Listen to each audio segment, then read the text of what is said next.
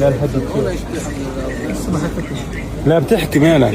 ايش اسم المذيع هذا؟ احمد طه. احمد ما شاء الله يا لا الحدد.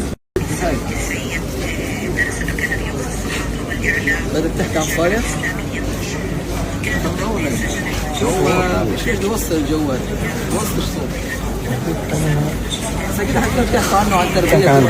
بسم الله الرحمن الرحيم، الحمد لله والصلاة والسلام على رسول الله. بداية سعيد اني بجتمع بالوالدة والوالد سويا لأول مرة بعد عامين، وإن كان يعني اجتماع على الهواء، فالشكر لله سبحانه وتعالى لكم على هذه الفرصة الجميلة. يعني الوالدة من أمامي والوالد عن يمين، الله يجزيهم عنكم خير. فأنا بمسي على الوالدة وأهني نفسي وبهنيها في صالح، وبقول لها هذا لعله ثمرة ما قدمت وربيتي. أنا متأكد تماما أنه هي كانت مهيئة نفسها لمثل هيك يوم أو مثل هيك لحظة، وإن كانت سبحان الله بطبيعة الأم الفطرية لعلها كانت تدافع نفسها فيها، لكن كلنا كان يعلم أنه حتما لابد لمثل صالح وهذا الإقدام والبسالة وهذه الروح المعنوية العالية عن صالح كانت في تغطية الأحداث، لابد أن تختم له بخاتمة مشرفة يعني أيا كانت، فيأبى الله سبحانه وتعالى إلا أن يرفع ذكره في العالمين.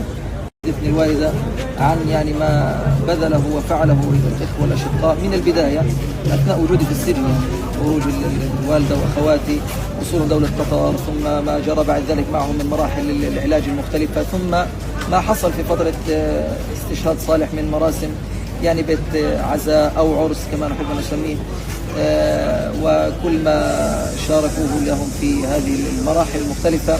وكذلك الشكر لكم أيضا في هذه القناة الكريمة على هذه النافذة الجميلة وهذه فرصة للم الشمل، وإن كان يعني على الهواء، فالشكر لكم أيضا. ختاما أقول يعني لا يعترض أحد على قدر الله، قدر الله نافذ، ونحن أمام أمرين، إما أن نرضى فنؤجر، وإما أن نسخط فنؤزر، وفي كلا الحالتين لن نغير من قدر الله.